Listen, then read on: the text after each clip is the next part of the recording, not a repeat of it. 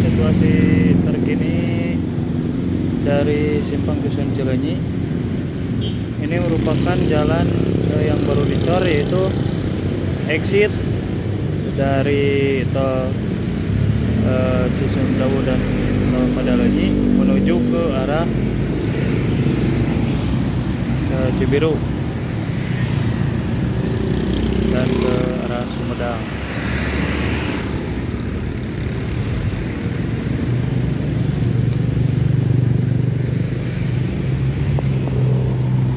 Cuaca di sore hari ini cukup mendung, mungkin sebentar lagi akan turun hujan, dan saya menyempatkan untuk merekam dulu, membuat video sebelum hujan.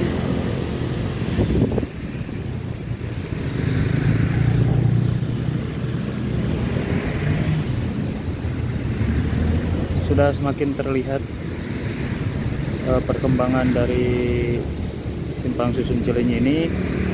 Underpass sudah semakin terlihat bagus,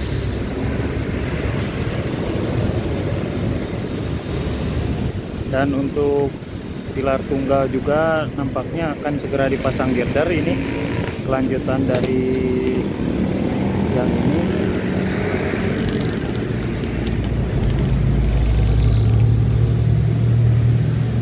Oke, baiklah teman-teman, semoga perkembangan tol Cisumdawu dan Simpang Susun Cileunyi ini cepat beres. Terima kasih.